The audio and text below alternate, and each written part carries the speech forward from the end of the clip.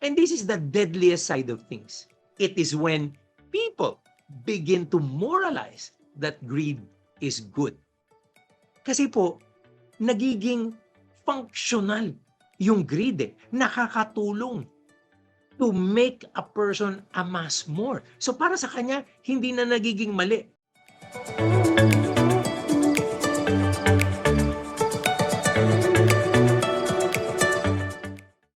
Hello mga ka-RFF, this is again Rex Mendoza from Rampver Financials.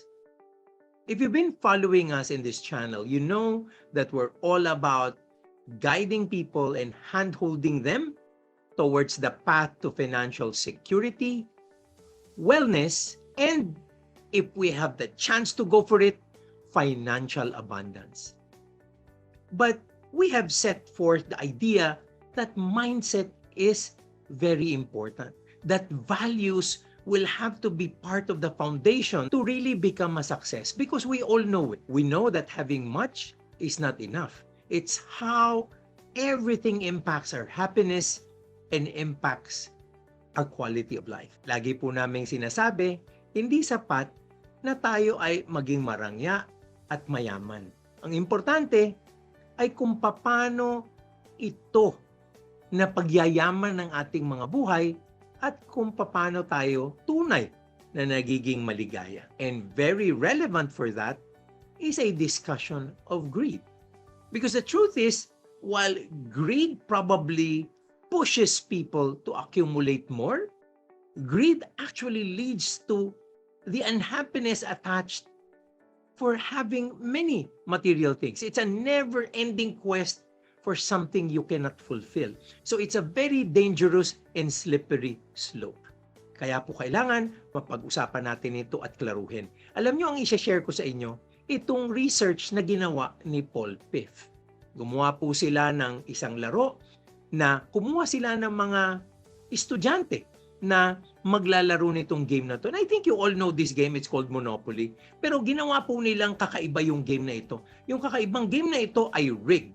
Ibig sabihin, medyo may halong daya. At alam na mga naglalaro na ganun. Sa umpisa po noong game na yon ay isang toss coin. At yung toss coin na yon ang magde-decide kung saan ka mapupunta. Doon sa favored side or doon sa disfavored side. Ano po yung favored side? Kasi yung favored side, bibigyan ka ng mas malaking puhunan. Alam niyo naman sa Monopoly, di ba? Merong binibigay na puhunan. So, mas malaki ka agad yung pera mo. Doble kesa dun sa kabila na disfavored. Pangalawa, hindi po basta-basta yung dice ang masusunod. Di ba? Dapat pagkatapos ng tira mo, tira naman ng iyong katunggali. Ito po kakaiba. Dalawa ang tira mo, yung katunggali mo, isa lang. So talagang lamang na lamang ka. Mas malaki ang puhunan mo, mas malaki pa ang tsansa mong umikot dun sa board.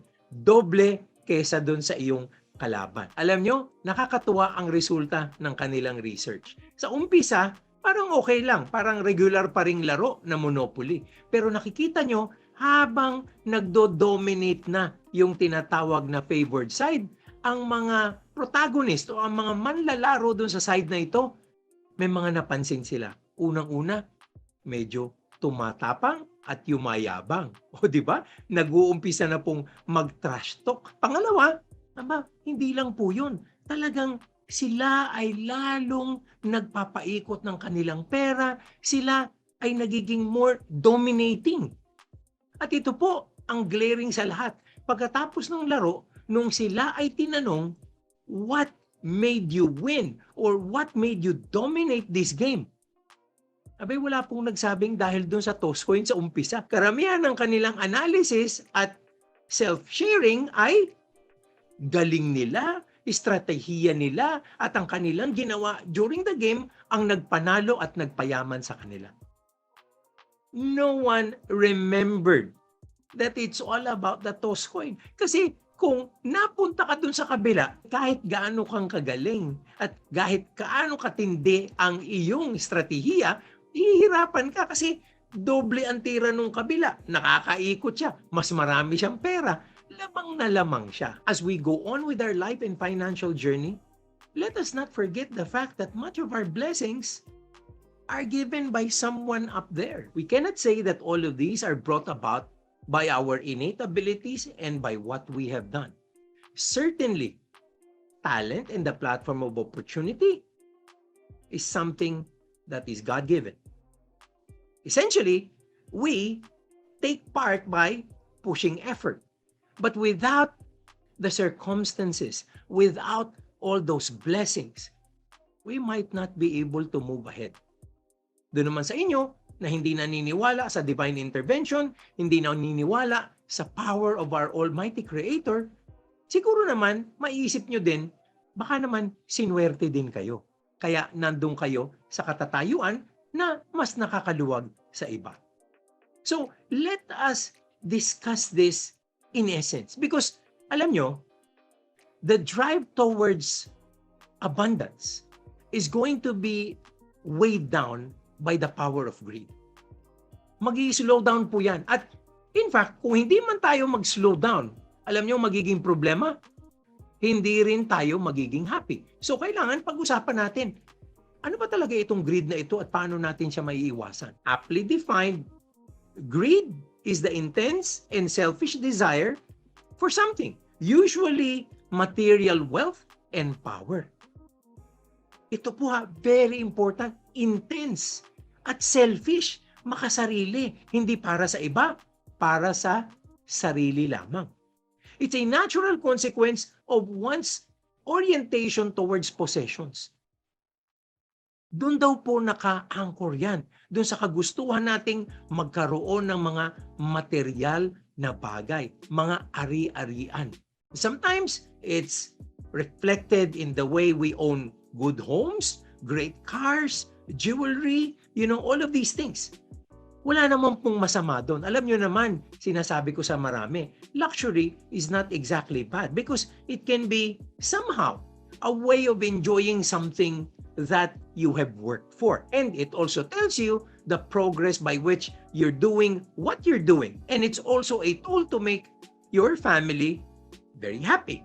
So, hindi po ganun kasama yun per se. Pero pag tayo po ay attached na, tayo po ay nagbibigay na ng napakasamang importansya, medyo magkakaroon po ng problema.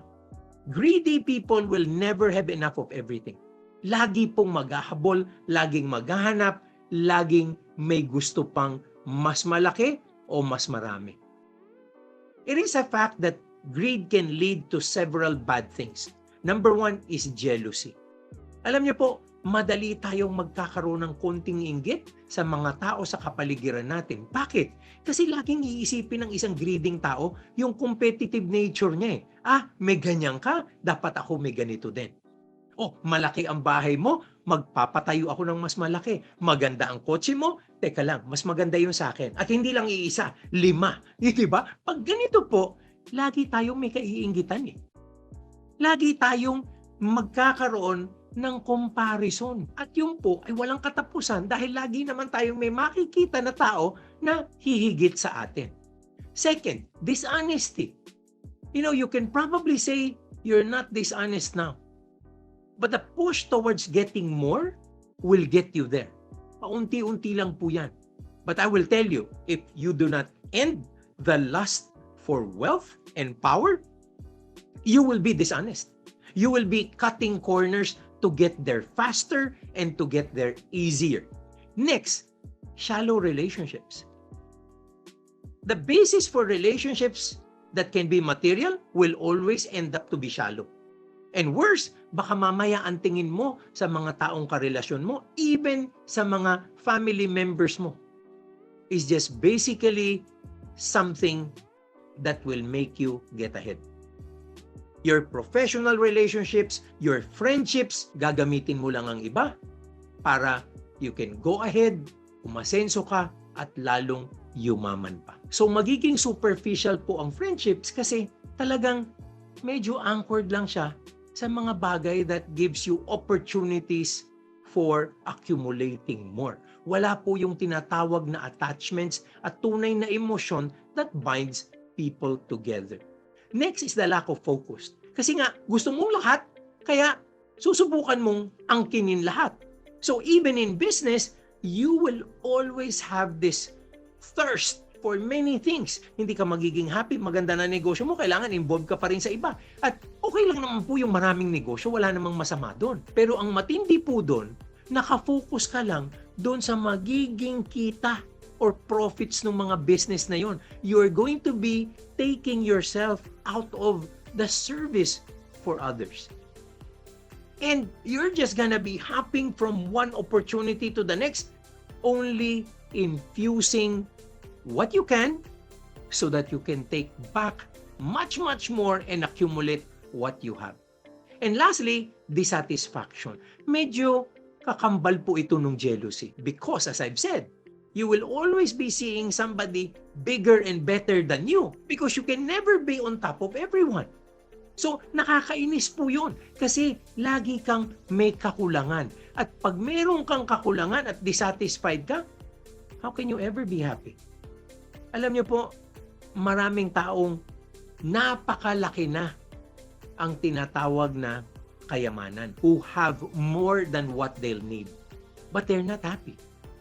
They're still very dissatisfied. Maybe it's because of the choices that they have. In forging that level of happiness and satisfaction, that pulls them back. In which case we say that real riches will never bring you the happiness. Real wealth that's really making an impact on our happiness and our overall lives might be more important. So the accumulation of possessions will not get us the happiness. The accumulation, when it's always done in comparison to somebody else, to someone else, will always leave us dissatisfied and disappointed with ourselves. Because I think we all have to go back to that game. Ano ba po yung nangyari? Parang nakikita doon as people win more, as people who have the dearth of values get ahead, they forget many things. They forget many things. As people go up the wealth ladder, compassion and empathy go down. The way they think of others, medyo bumababa.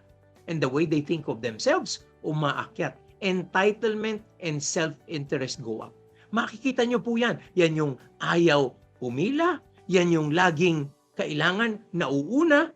At yan yung kahit ba sa isang restaurant, yung nakita niya lang yung kabilang mesa na unahang masilbihan, nagiging agitated na kagad siya. Kasi kailangan siya ang una. Entitlements happen when you think you have become important. And this is the deadliest side of things. It is when people begin to moralize that greed is good. Kasi po, nagiging functional yung greed, nakakatulong to make a person amass more. So para sa kanya, hindi na nagiging mali. Natatandaan nyo yung sining Wall Street? Di ba yung speech ni Michael Douglas? I don't know if you remember that. Yan po yung epitome of a person getting to the top and getting a lot out of life. So much so that he now justifies that process. He now justified that negative value. Natatandaan nyo ba yon? The point is, ladies and gentlemen, that greed, for lack of a better word, is good. Greed is right. Greed works. Greed clarifies, cuts through, and captures the essence of the evolutionary spirit. The point is, ladies and gentlemen, that greed, for a lack of a better word, is good. Greed is right. Greed works. Greed clarifies, cuts through, and captures the essence of the evolutionary spirit. Napakaganda pong mga linya niyan. Pero kung maiisip nyo, ginagawa niyang tama yung mali. This is what happens to people when they lose sight of their own values and they focus on the accumulation. The means is not going to be the end. Emptiness will get into you. Kaya po pag-usapan natin ito, talaga pong napaka-importante. Even one of the richest people in the world, Bill Gates, said this: humanity's greatest advances are not in its discoveries, but in how those discoveries are applied to reduce inequity. Dapat daw po ang mga may talent, may kakayanan, gumawa ng mga bagay-bagay so that our discoveries help humankind at mapababa yung inequality. So what have we done in our quest for our own prosperity that links up with others and make them better? So sa akin po lang, 2 pieces of advice on how we can avoid greed. Number 1 is to choose the right friends. Friends with good values, grounded, can be very abundant, but uses that abundance to help others. Alam niyo po, I think all of you know, I'm with a group, a mastermind group, where wala po akong masasabi. Many times, our discussions would be how to impact the lives of others, how we help and mentor other people, bring them up. And itong mga tao pong ito, napaka-accomplished, napakayaman. Pero wala po akong nararamdamang yabang. Nakafocus sa sharing. In fact, it is in their sharing that you get to realize their real wealth. It is a very different view. And when that is going to be your kind of exposure, again and again and again, your view of abundance and prosperity will be very, very different, will be very grounded on the right things. And number 2 is always to focus on sharing. Sharing that gets to the point of hurting. Yung talaga pong totoong sharing kasi, mabigat. Yung sharing ba na hindi lang abot kaya, maaring lampas dun sa expectation or dun sa gusto mong ibigay. You know, I got this from my father-in-law, Governor and Congressman Enrique Tet Garcia. Sabi niya, alam mo Rex, dapat ang pagtulong hanggang dun sa point na masaktan ka. Kasi pag hindi ka nasasaktan, hindi ka pa talaga tumutulong. You have to give to a certain point that it will start to hurt. And don't worry about it. The blessing will just come. Mangyayari yan. Hindi natin alam kung saan manggagaling yan. Pero, pabalik yan. In multiples. In multitudes. Yan ang sinabi niya. And naniniwala po ako with what has transpired and what has happened to me and to my friends. I can say that this is actually real. Because abundance that matters only happens when your wealth impacts the lives of others positively and beautifully. It is when you make a difference in each person whose life you get to touch. And I'm not even saying material wealth. You can share time, you can share knowledge, wisdom. When you do all of these, all that wealth that you have begins to spread out. It will make a difference to a lot of people, and then it will come back. And mind you, I can tell you, it will come back. And the other way of funneling this is to go straight up there and make sure we bring back something for our Creator as well. He is the source. We have to give Him back something. Because definitely, He is the one that gave us what we have. So, in this kind of a mindset, abundance is all about a flow.